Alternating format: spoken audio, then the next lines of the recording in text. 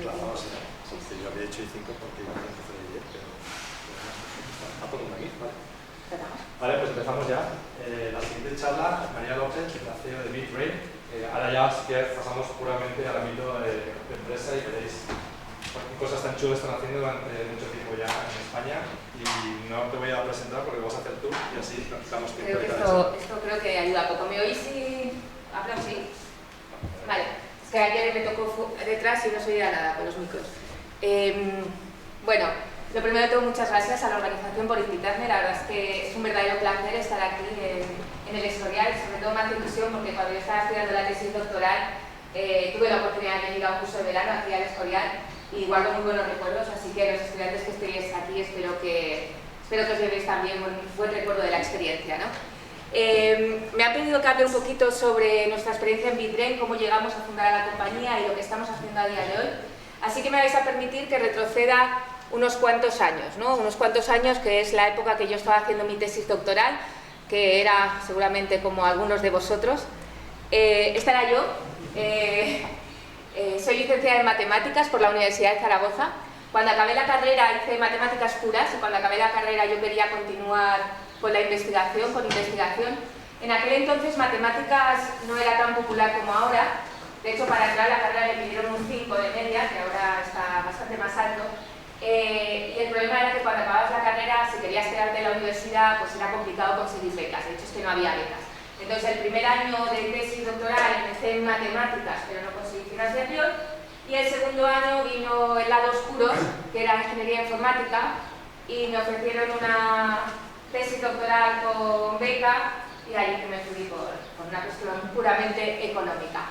En mi defensa diré que mi tesis doctoral en realidad era informática teórica, no sé programar, y básicamente era demostrar matemáticamente cómo distintos modelos de máquinas tenían capacidad de resolver problemas complejos, ¿no? Por ejemplo, pues una máquina, un hipotética computador cuántico, cómo podía resolver la descomposición de números primos, o sea, de multiplicación de números primos en las que se basan todos los sistemas de seguridad a día de hoy, que es en esto, o sea, si en el ordenador cuántico nos quedamos sin claves de seguridad.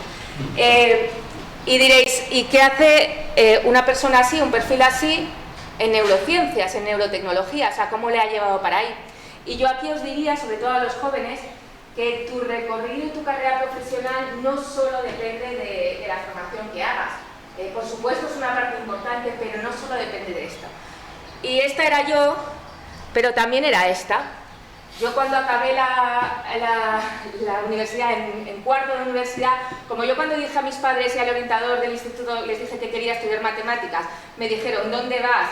Alma de cántaro, que matemáticas solo vas a poder ser profesora de matemáticas y tú con tus notas puedes aspirar a mucho más, y yo cabezona como buena aragonesa me fui a matemáticas. Pues allí en cuarto decidimos montar una feria de empleo de la Facultad de Ciencias y luego ya montamos la de la universidad y aquello se hizo más grande, ¿no? Pero realmente eso me permitió entrar en contacto con empresas y darme cuenta muy pronto de la enorme distancia que hay, al menos aquí en España, entre universidad y empresa. Porque al final hablamos idiomas completamente distintos. Y no solo eso, sino también darme cuenta del papel fundamental que debían tener las spin-offs universitarias. Aparte de eso, es verdad que yo desde muy joven quería independizarme cuando acababa la carrera, con lo cual también estuve trabajando de camarera jueves, viernes, sábado por la noche mucho tiempo hasta que conseguí la beca. Y ahí os diré que luego he hecho un MBA, pero relaciones sociales y marketing, yo creo que mejor que trabajar de camarera no las podéis adquirir. Y luego también allí en el departamento pues organizaba todas las quedadas de los disasters. Disasters era nuestro grupo de becarios, éramos del Departamento de Ingeniería Informática y de Sistemas, que se llama DIS, y los becarios éramos los disasters.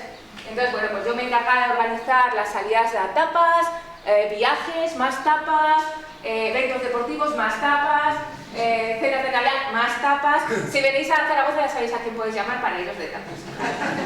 Y ahí, pues obviamente, pues ¿qué aprendes? Aprendes a gestionar, a negociar con proveedores el precio, muy importante, aprendes finanzas, aprendes muchas cosas, ¿vale? Pero bueno, al final, como veis, el perfil un poco diverso, nada que ver con neurociencias y cómo me encuentro yo con la neurociencia. Bueno, pues cuando estaba haciendo la tesis doctoral, Javier Mínguez fundó el equipo de neurotecnología de la Universidad de Zaragoza. Fue uno de los primeros equipos de neurotecnología que se fundaban en España. Era un equipo muy pequeñito, básicamente él y unos pocos estudiantes, pero sí que empezaron a coger cierta atracción científica y a conseguir proyectos de investigación interesantes. Y ya os podéis imaginar el percal. Yo estaba sentada en mi mesa de becaria, que yo no usaba ordenador, yo era papel y boli, o sea, esto de las fórmulas matemáticas, los teoremas y tal. Y veía a Javier y sus estudiantes ahí moviendo robots con la mente, haciendo cosas chulísimas, y yo decía, jo, qué guay esto, ¿no? Y hicieron cosas muy chulas, pero os he traído este en particular, que después de lo que nos ha enseñado José, veréis que es súper rudimentario, aparte que es tecnología no invasiva, pero yo siempre digo que esto fue algo que impulsó la creación de BitBrain. Fue un artículo que salió en New Science, nos hicieron un vídeo en New Science. This robotic wheelchair designed for paralyzed people can be controlled by dogs alone.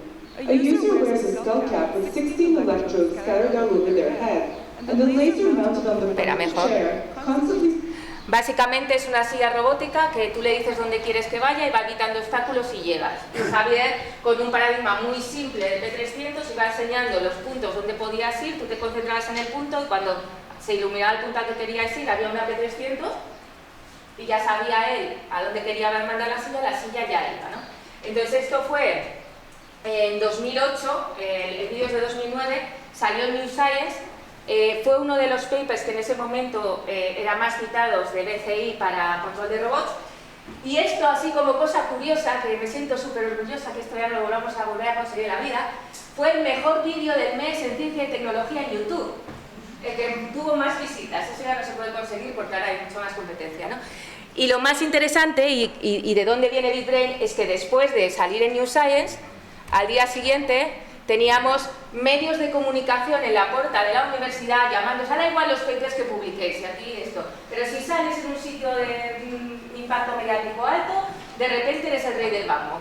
Y teníamos un mogollón de periodistas llamando a la puerta de la universidad a preguntar por los proyectos. ¿Qué pasa? Yo todavía no hacía nada en Neurotech, pero era la única de todo el grupo que había manejado periodistas, porque la Feria de Empleo pues, había cogido mucha experiencia con los periodistas. Entonces me dijeron, María, nos echas una mano, que aquí hay una marabunta y no sabemos muy bien cómo gestionarlo. Y entonces empecé yo ahí a ayudarles, ¿no? Y era muy curioso porque todos los periodistas obviamente te preguntaban cómo se había hecho el proyecto, en qué se basaba, toda la ciencia, etc. Pero todos y cada uno de ellos acababan siempre con la misma pregunta. ¿Os imagináis cuál es? ¿Cómo ayudar a hacer? ¿Cuándo va a llegar al mercado? ¿Cuándo esto lo vamos a ver en casa de la gente? Y yo me acuerdo que tenía a Javier al lado, nos mirábamos y decíamos, 20 años, nos quedan 5. Bien, la cosa es que no lo sabíamos y la realidad es que yo, después de las ferias de empleo, después de defender la importancia de la transferencia, para mí era muy fácil, hacía cosas en papel, eso no se transfiere en la vida, pero claro, después de todo eso, fue como, ostras, tenemos una tecnología que parece interesante, todo el mundo te está diciendo, oye, ¿cuándo llegará esto al mercado? Y si nos montamos una empresa de neurotecnología, un error garrafal, no teníamos nada. O sea, robots controlados con la mente en mercado no los ibas a meter entonces, o sea, y ahora todavía tampoco. Entonces, fue la inconsciencia de la juventud, decir, ¡hala, venga, nos lanzamos a montar una empresa de neurotecnología, ¿no? Y lo hicimos, conseguimos una ayuda de la Unión Europea que nos dio financiación inicial para arrancar. Y nuestra idea era, bueno, pues conseguir que la neurotecnología, en aquel entonces estamos hablando de 2010, era algo como muy aislado, pues que la neurotecnología, lo que queríamos con la empresa era acercar la neurotecnología a la sociedad. Aquí, ¿qué es lo que veíamos? Pues, ¿qué es lo que veía yo? Decía, bueno, vamos a pasar unos años de travesía en el desierto, pero si conseguimos sobrevivir como compañía cuando la neurotecnología ya haya explotado y empiece a estar en las casas, pues llevaremos un conocimiento, una imagen de marca, un equipo formado, una serie de cosas que seguramente serán valiosas, ¿no? Y ahí estamos. Entonces, con esa primera financiación, lo que hicimos fue un primer prototipo de neurotecnología para mejora cognitiva, ¿vale? En aquel entonces solo hacíamos software y decoding de señal. Entonces teníamos equipos de tercero, había algunos papers, estaban empezando a aparecer algunos papers, y implementamos la máquina y los resultados fueron positivos. Fuimos capaces de cambiar el cerebro de la manera que queríamos y eso tenía un efecto en los test. Hacíamos test antes, test después y entre medio la intervención. Y veíamos cambios en los test y en el cerebro, ¿no? y ahí lo hacíamos solo con estudiantes. Entonces, bueno, pues fuimos a hablar con el Instituto Aragonés de Ciencias de la Salud, con un médico allí, y entonces dijo, vamos a probar.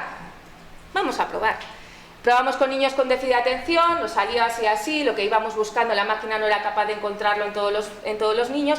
Probamos unos pocos sujetos de fibromialgia, los resultados fueron positivos. Probamos unos pocos sujetos de depresión, los resultados fueron positivos. Dijimos, vamos a patentar esto. Imaginaros, mi mente joven, tengo una máquina que es capaz de mejorar cognitivamente a la gente, pues obviamente nos vamos a forrar, ¿no? Bueno, pues la realidad es más bien eso. Entonces, ¿qué es lo que nos pasó? Nos pasó que cuando ya fuimos a hablar con un montón de médicos, pues los médicos nos decían, los resultados son muy interesantes, pero ¿es seguro? No sé. ¿Tiene los marcados? No, los marcados no. ¿Cuántas sesiones hay que dar? ¿Cuánto dura el efecto? ¿Quién da las sesiones y dónde? Algunas preguntas no las sabíamos contestar, otras no les gustaban, porque la realidad es que no era coste efectivo, y eso es lo que nos transmitieron. Esto no es coste efectivo. Fue un mazazo. Y luego se nos fue la pinza y dijimos, oye, ¿y si vamos a la gente sana? ¿Por qué no montamos, igual que tenemos gimnasios físicos, por qué uno gimnasio mental, ¿no? Entonces la reacción fue esa, pero ¿cómo voy a poner esa cosa en la cabeza? Ponerme gel en el pelo, ni loca, ¿no? O sea, no. Y ahí fue cuando nos dimos cuenta que estábamos muy, muy lejos de tener algo que pudiera llegar a casa de la gente, ¿no? Y ahí fue cuando empezamos a pensar en nuestra estrategia a largo plazo, ¿no? Ya entonces, estamos hablando de 2012 o así, vislumbrábamos una solución parecida a esta, que me hizo mucha ilusión porque ayer en las charlas algo se habló del tema, ¿no? De que esto sería algo muy interesante, ¿no? Entonces, lo que nosotros llevamos en mente es que el médico pudiera prescribir, nos pidiera tecnología, nosotros mandarla a casa, el paciente hiciera la intervención o la prueba diagnóstica o lo que fuera, nosotros recogíamos el dispositivo y para el siguiente los datos subían a la nube, se analizaban y el médico los recibía y podía ya hacer el seguimiento, ¿no? Ese era un poco el modelo que en 2012 dijimos, ostras, pues algo así, no tan bonito porque no trabajábamos tanto el diseño, pero esa es un poco la idea principal, ¿no? Y ahí había muchos retos. El principal reto que teníamos en ese momento era el hardware. En ese momento, y me atrevería a decir que ahora todavía estamos más o menos así, no ha cambiado demasiado, en ese momento teníamos dos tipos de hardware. Teníamos el hardware clínico o el hardware también que se usaba para investigación científica, que era un hardware con una calidad de señal excelente, pero muy caro de usar y con una usabilidad muy caro de comprar y con una usabilidad malísima, ¿no? Eso no lo podíamos mandar a casa. Y por otro lado estaban empezando a aparecer las primeras startups de wearables, muy baratos, muy fáciles de usar, pero luego cuando me veías la señal, aquella calidad de señal era malísima, además se metía mucho ruido en la señal, con lo cual cualquier cosa que construyeras por encima, pues no te iba a servir, ¿no?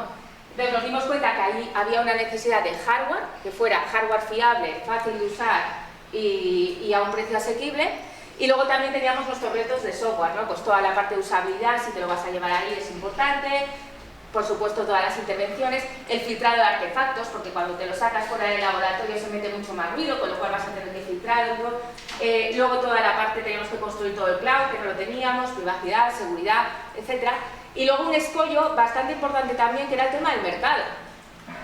Ha habido un cambio fundamental en la mentalidad del mercado de salud desde el COVID, hacia terapias digitales, por lo menos aquí en España.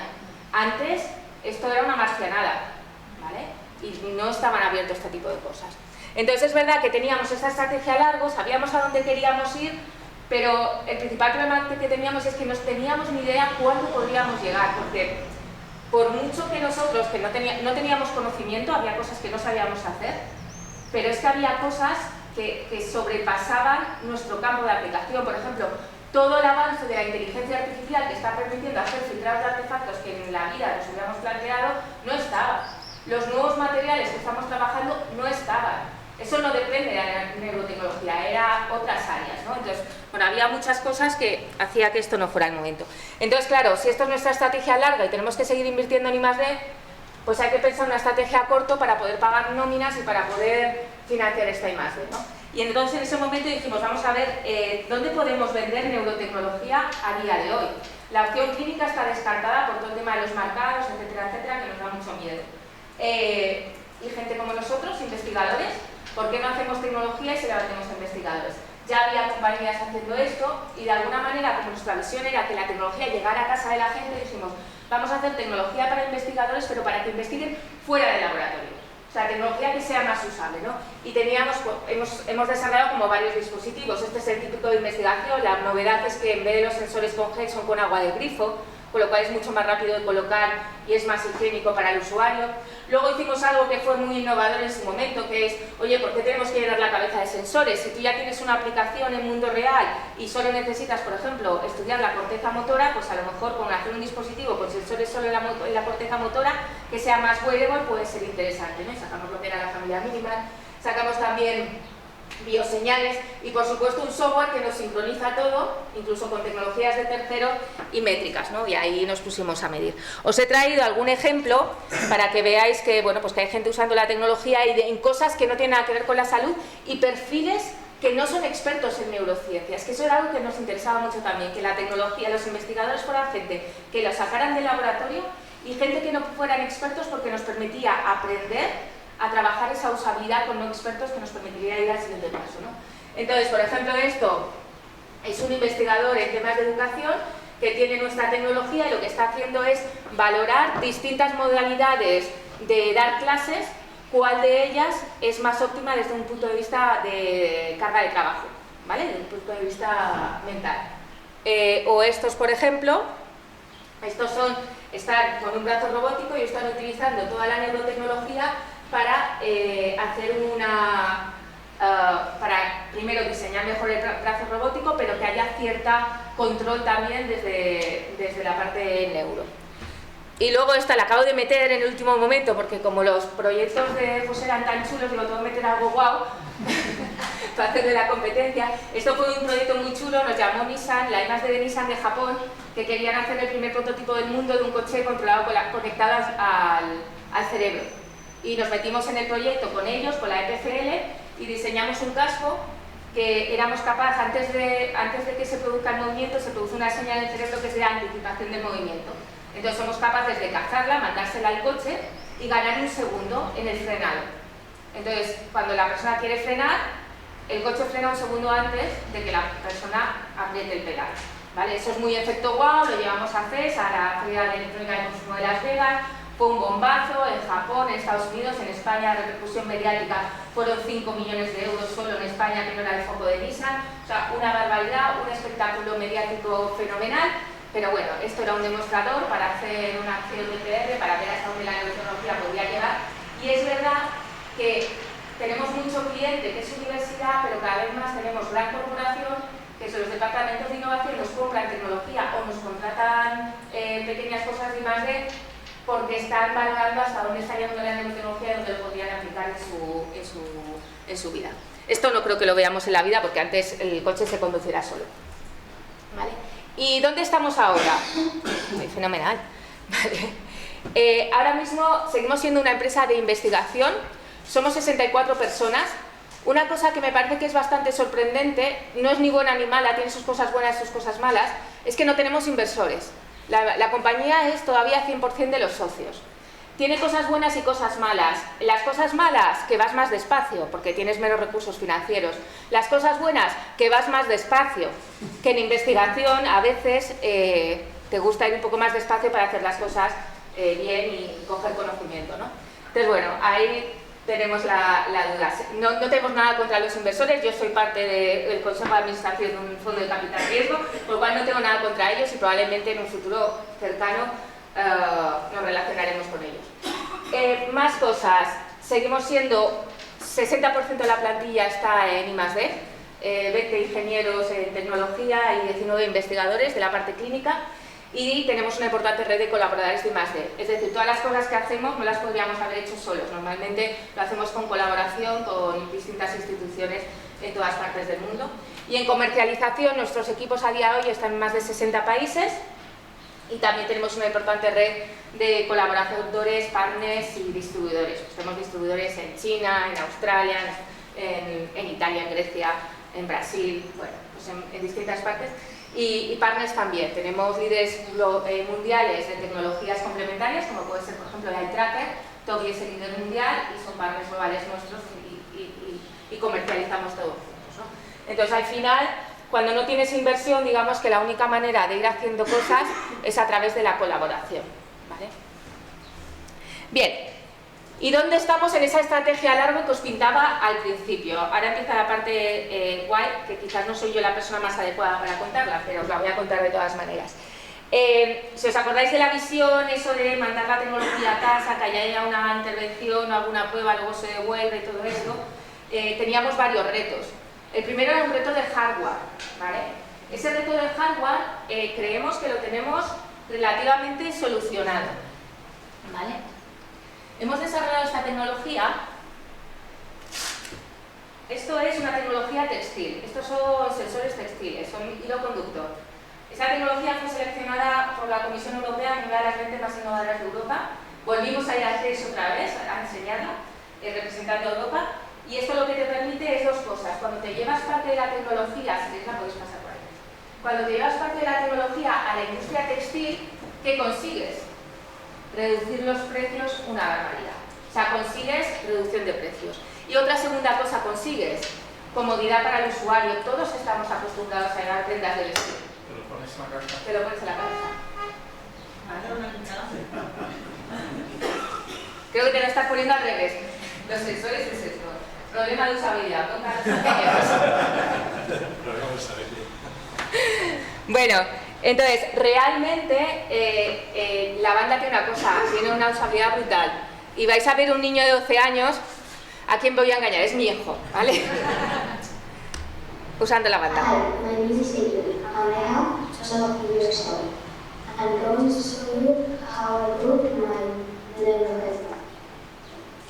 First, I put this card in the home.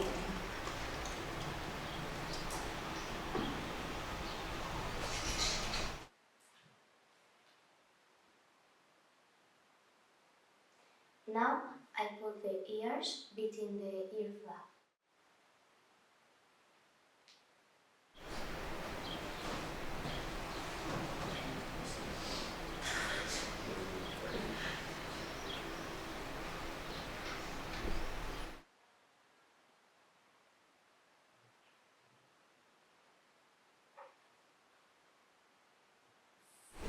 Los sensores que hay en las orejas.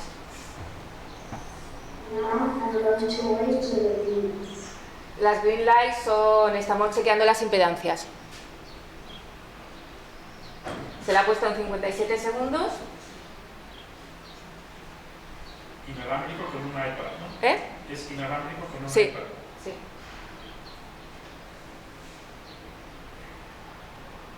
Se quedan impedancias y ya estamos. 1 minuto 20 segundos.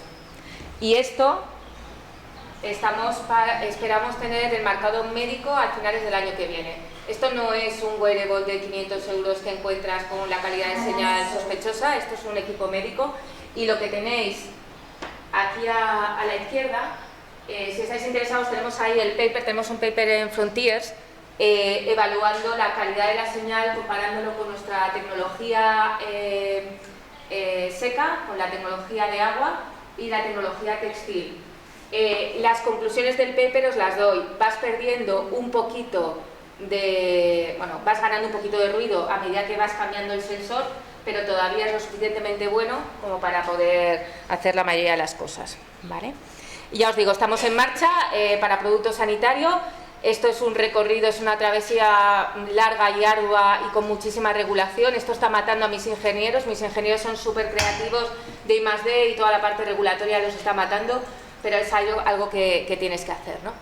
Pero claro, si os habéis fijado, esto es muy guay, textil, no sé qué, pero seguro que todos habéis pensado, sí, muy guay, pero si tiene 4 sensores en la frente, ¿dónde vas a poner con 4 sensores en la frente? ¿Qué vas a hacer con esto, no? Y es verdad, la mayoría de las cosas que nosotros habíamos hecho hasta ahora eran con muchos más sensores, ¿no? ¿Qué podemos hacer con algo así? Bueno, pues la teoría que tenemos y la visión que tenemos es que con inteligencia artificial cada vez vamos a poder hacer más cosas con menos sensores. Y el primer ejemplo que os traigo es de eso. Estudios de sueño. No sé si estáis familiarizados con el tema del sueño, pero básicamente lo que se ha visto es que si tú coges a un participante toda una noche de sueño, coges su EEG, su señal cerebral, y se la mandas a 3 expertos independientes, uno en Europa, otro en Asia y otro en Estados Unidos, que se ponen a escorear la señal, que básicamente es mirarla segundo a segundo y a sacar conclusiones, pues coinciden aproximadamente en un 80-85%.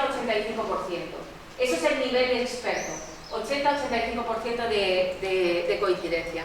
Entonces, una de las cosas que se hizo hace unos años es coger un polisomnógrafo, la tecnología que se usa en clínica para hacer estudios de sueño, hacer una inteligencia artificial y compararlo contra juicio experto.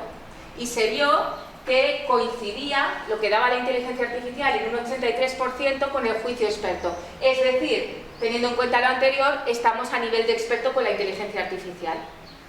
Un poquito más tarde, eso que se había hecho con el equipo clínico con muchos más sensores, se hizo solo con 2 sensores en frontal. Claro, nosotros vimos eso y dijimos, ostras, no nos lo creíamos, directamente no nos lo creíamos, así que pusimos a nuestros ingenieros a replicarlo con datos que son públicos y conseguimos un 83% con casi 200 participantes. Con lo cual dijimos, ostras, esto con 2 sensores realmente funciona, porque a veces pues, que no sabes qué pensar, ¿no? Entonces dijimos, bueno, pues ahora tenemos la banda que podemos mandar a casa, tenemos la inteligencia artificial para escorear sueño, vamos a juntar las 2 cosas y vamos a ver si funciona. ¿Cómo lo hicimos? En MidBrain tenemos 2 laboratorios de sueño con nuestras camas, nuestros PSG clínicos y todo, y empezó a pasar gente que dormía con el PSG clínico y con nuestra banda a la vez. Con lo cual, sacábamos los datos de la banda, los datos del PSG. Los datos del PSG los mandamos a 3 expertos independientes, Asia, Europa y Estados Unidos. Con eso ya teníamos la base, ¿vale? La coherencia del PSG cuando aplicamos la inteligencia artificial con el juicio experto era un 87, con un n igual a 100 que hicimos, y la coherencia con la banda un 84.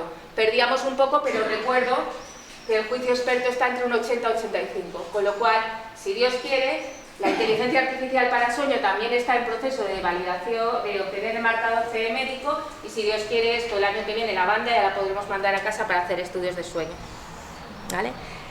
Y aparte de eso, lo siguiente fue pensar qué más podemos hacer con una banda con tan pocos sensores. Bueno, pues ayer me gustó mucho las charlas porque se habló mucho de deterioro cognitivo leve y de Alzheimer, y nosotros estamos metidos en un proyecto muy grande que está financiando España, un proyecto Misiones con muchísimos partners, que lo que estamos viendo es cómo este tipo de tecnologías las podemos mandar a casa, coger datos de las personas mayores y aplicar inteligencia artificial para sacar información de las distintas enfermedades que puedan tener, es decir, obtener biomarcadores en casa de los pacientes. Y nuestra parte es toda la parte del cerebro. Entonces, ¿qué estamos haciendo? Bueno, aparte de muchísimas pruebas que hemos tenido que hacer, ya hemos empezado a mandar este kit. Hemos empezado a mandar este kit a casa de los pacientes. De momento han pasado unos 90 pacientes, pero cada semana entran 6 o 7. Mandamos este kit a casa de los pacientes. Son pacientes este kit, que tiene la tablet aquí, el cargador, el amplificador, 2 bandas, la de sueño, la de día. Bueno. Y básicamente lo que hacen los pacientes es cogen, reciben el kit, se van a su casa, se hacen un recording con ojos abiertos, ojos cerrados, 15 minutos, luego duermen con la banda y al día siguiente lo repiten.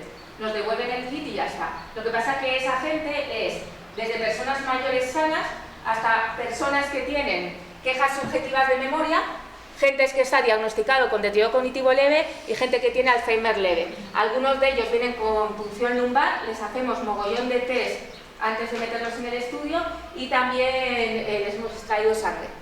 Todavía no tenemos resultados, vamos por 96 participantes de 250, esperamos a final de año tenerlos todos, pero sí, lo que sí que os podemos decir que es, para mi gusto, algo muy impresionante. Pensad en la población que estamos yendo, personas mayores de 75-80 años, hace 2 semanas se nos apuntó la primera persona, la más mayor hasta ahora, es 95 años, que están haciendo esto, que es un equipo médico, con pocos sensores, pero médico, lo están haciendo de forma autónoma y algunos tienen deterioro cognitivo. O sea, y lo están haciendo bien. Lo que sí que podemos decir es la calidad de la señal.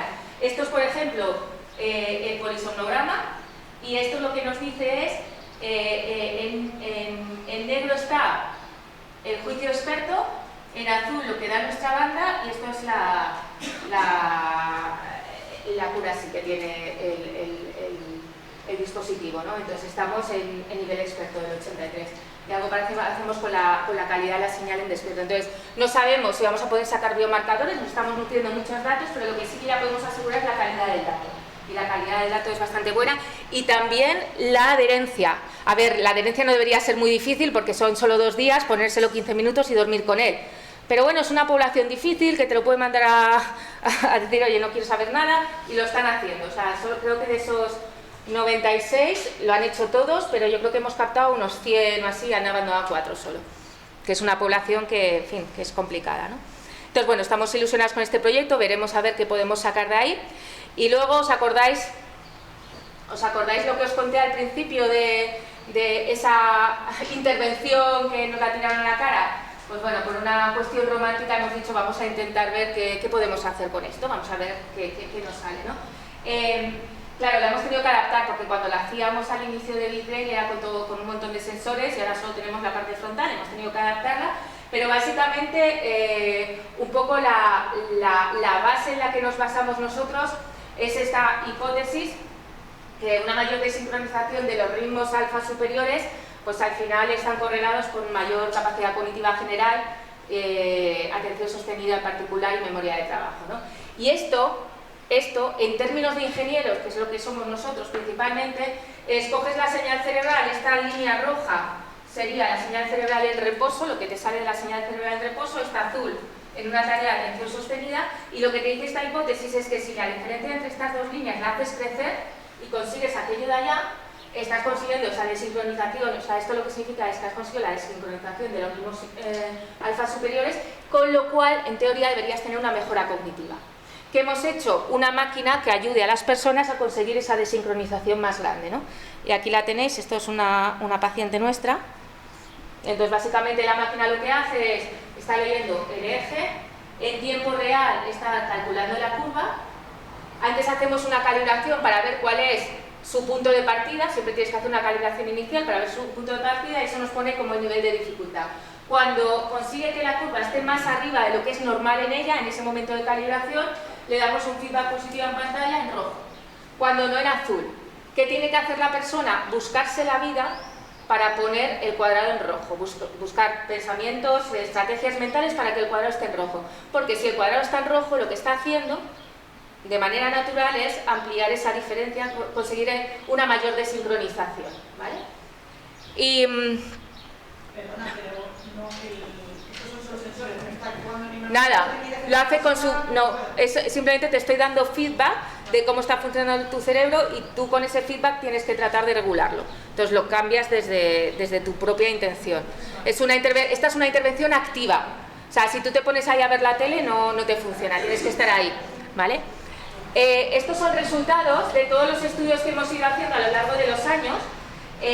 Básicamente aquí tenemos, la manera que hacemos es por un lado, hacemos un test cognitivo al principio, hacemos la intervención y luego volvemos a hacer test cognitivo, también contra control. Y a veces le damos falso feedback, o sea que realmente tenemos bastantes variables, ¿no? Y esta gráfica básicamente lo que te dice es que si esta línea no cruza esta de allí, es que hay diferencias estadísticamente significativas. Solo hay un caso que los test cognitivos nos ha cruzado, y es un estudio que hizo un colaborador nuestro con controladores aéreos. ¿Y por qué ha cruzado la línea? Porque es que los controladores aéreos, cuando le pasábamos las baterías de test, salían ya tan arriba que era posible mejorarles directamente, ¿vale? Y esto sería cuánto somos capaces de cambiarles al grupo de la intervención. Estamos cambiándole la sincronización en alfa, que realmente lo estamos consiguiendo en todos, ¿vale? Hemos hecho toda la parte preclínica, estamos terminando el feasibility, tiene buena pinta, y en teoría empezamos el pivotal en el último trimestre del año y el año que viene, ¿vale? Y ya lo último, para no aburriros más, es otra intervención que esta sí que me parece muy impresionante. Tampoco soy del campo, con lo cual ya me diréis, pero básicamente es que cuando tú estás durmiendo, cuando estás en sueño profundo, se producen unas ondas lentas que están relacionadas con la formación de memoria. Y lo que se ha visto es que en pacientes con deterioro cognitivo leve, esas ondas son mucho más pequeñas o incluso desaparecen. Entonces hay una técnica que es pasiva, en este caso es pasiva, que tú te pones la banda, el paciente se echa a dormir en tiempo real vamos viendo su señal cerebral, vamos encontrando esas ondas lentas, y cuando se produce la onda lenta, que normalmente en estos pacientes a lo mejor solo se produce una, y lo normal es que se produjeran más, le das un pequeño pitido a muy bajas frecuencias, y al darle ese pitido se consigue artificialmente provocarle más ondas lentas. Os lo voy a enseñar.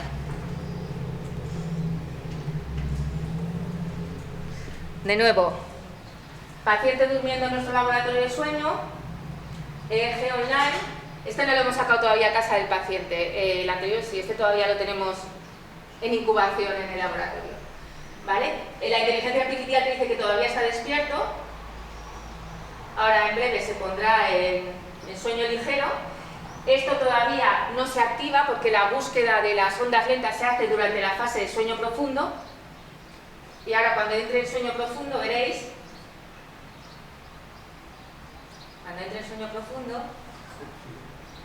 veréis que esto se activa, que es el signal processing y la estimulación auditiva.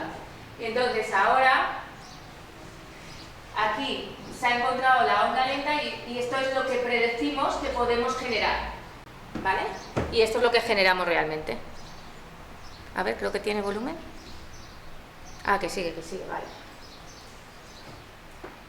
Está parado para explicar. Ese es el ruido. Y como veis, en este caso lo hemos clavado. No siempre lo clavamos, pero por ejemplo en este último caso os he puesto también uno en el que no lo hemos conseguido. Pero hay un alto porcentaje en el que lo clavamos, ¿vale? De hecho, este tipo de investigación se hace, pero, y tenemos aquí resultados. Lo que pasa es que se hacía de manera manual en los laboratorios. Imagínate traerte una persona al laboratorio, el investigador despierto toda la noche manualmente dándole al botón para que se produzca la estimulación. Esto no es escalable. O sea, lo que nos dice nuestro investigador de sueño es que el número de estimulaciones es muchísimo mayor que cuando lo haces manual y el número de errores muchísimo menor, ¿no? Y bueno, los resultados estamos consiguiendo cambiarlo y Dios se verá. Y ya acabo con esto. Aquí se habla mucho de investigación científica, todo es muy guay, todo esto de la investigación, pero hay una investigación de la que no se ha hablado. Una vez que ya tienes todos los resultados, tienes que convertir las cosas en producto. Y eso también requiere una investigación. Si tú quieres que el producto lo use gente con deterioro cognitivo en su casa, ya te lo puedes currar. Estos son fotos de ingenieros nuestros, ya veis que a David la gente viene a dormir, y les pago por ello. Currículums después, si queréis. Pero esto, por ejemplo, son pruebas para ver cómo colocar el amplificador, el peso máximo del amplificador, o sea, una serie de cosas que no sé ni se os imaginaríais, pero hay que hacer un montón de pruebas. O, por ejemplo, esto es para el marcado CE médico, que tienes que asegurar que en un ángulo, esto es la normativa, que en un ángulo de 15 grados le echas agua y no entra nada de agua. Pues esto es la bañera de una de mis ingenieras que se ingenió este sistema para echarle agua y antes de gastarnos la pasta en las pruebas, pues ver que realmente no esto. Y en software 3/4 de lo mismo. Estos son 3 pantallas, 3 iteraciones que hemos hecho de la misma pantalla, porque aquí no lo veían bien, aquí nadie lo leía y al final nos hemos ido a algo súper básico, de adelante para atrás y un vídeo grande, ¿no? Y 3/4 de lo mismo con la parte de checking de la señal, ¿no? Para que os hagáis una idea de la magnitud de esto nos ha costado 10 test, que podrían haber sido más, también menos, si lo hubiéramos acertado.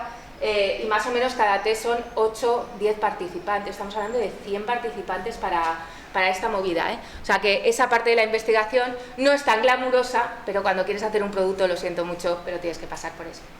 Y con eso acabo. Ah, bueno, pues he acabado, ya.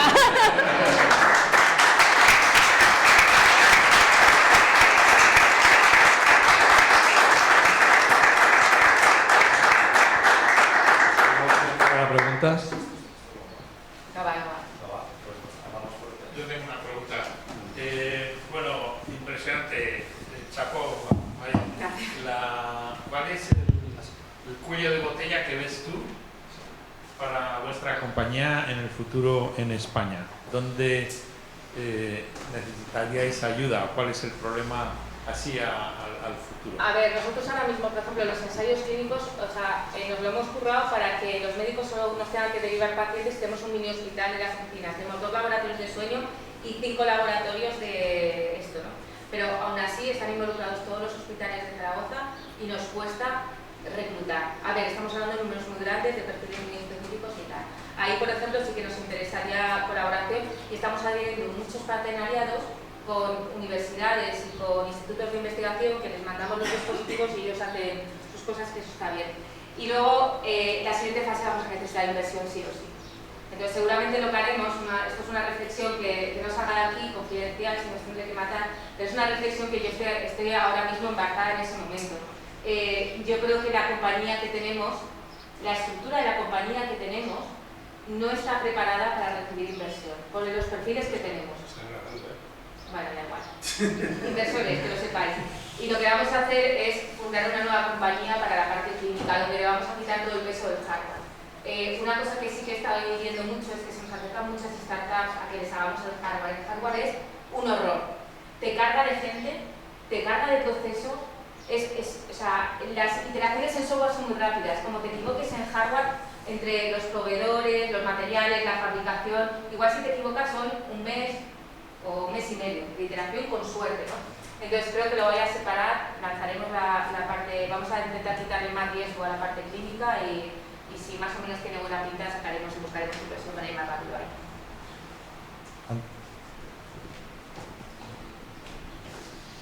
Gracias.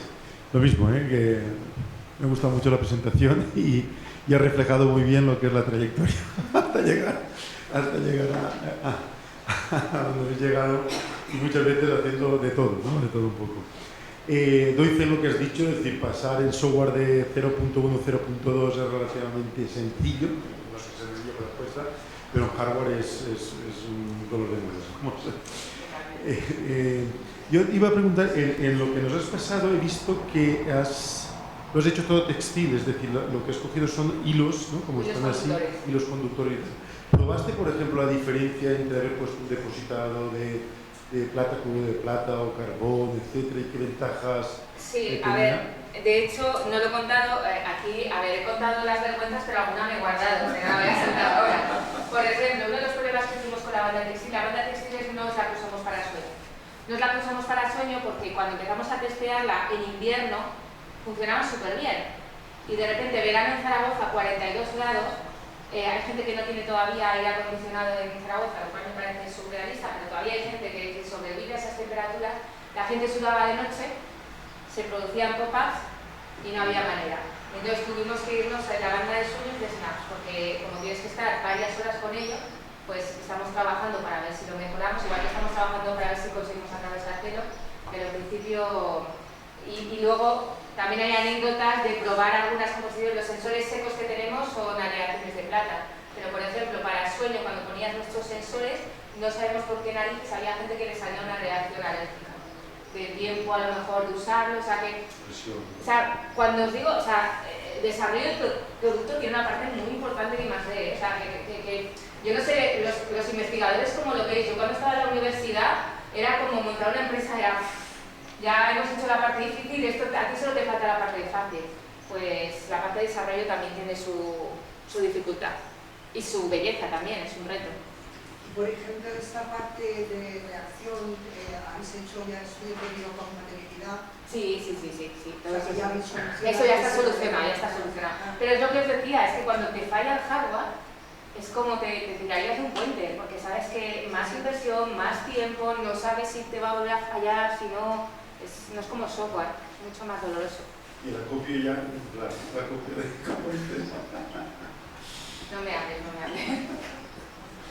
Bueno, también me ha encantado cómo has explicado todo el proceso, pero vamos, yo creo que ha quedado implícito, pero todo esto, llevar al mercado todo esto pasa por todos los ensayos clínicos que se necesitan pasar por un producto sanitario, ¿no? Todavía nos falta camino. Lo has contado así de forma rápida, pero sí, todavía nos falta camino. Ahora mismo la banda, por ejemplo, sí que está ya para uso de investigación. Es decir, hay gente que ya está comprando los kits para hacer su investigación, para usar biomarcadores o lo que quieran. Estamos vendiendo tecnología para investigadores, todavía estamos ahí. Y la nueva empresa, la idea es que si conseguimos quitarle el riesgo, meter inversores, terminar y ya comercializar. Pero la parte de hardware se quedará en Big Ben y seguirá, sobre todo yo creo, para investigación y startups que puedan estar interesados. En este tema un poco del recorrido de la compañía, si nos puedes contar, en tu opinión, por ejemplo, una empresa como Big Brain, de forma ideal, el éxito ideal en España en neurotecnología, ¿qué sería? ¿Salir a bolsa o ser adquirida por una compañía más grande, a lo mejor del ámbito de salud o algo en cualquier lugar? La spin-off que queremos montar de salud será adquirida sin duda. Creo que no tenemos las competencias para hacerla crecer y que realmente llegue al máximo número de personas. O sea, nosotros todo esto lo hacemos, venimos de la universidad, lo hacemos porque queremos tener ese impacto, ¿no? Entonces, a ver, yo soy matemática, vengo de ingeniería, ¿qué hago yo vendiendo salud? Lo tengo muy complicado. Entonces, y si quiero escalar lo que vaya rápido, probablemente una alianza o que nos adquiera una grande que la pueda vender rápido es lo mejor. Big Brain es más complicada, Big Brain es otra cosa. Big Brain es posible que, de hecho, estuve hablando el otro día con gente de la bolsa de las pymes y es una posible salida de Big Brain, que no planteamos, no creo que sea atractiva para inversores Big Brain, sinceramente. ¿Más preguntas para María? Pues muy bien, vamos a agradecerle otra vez.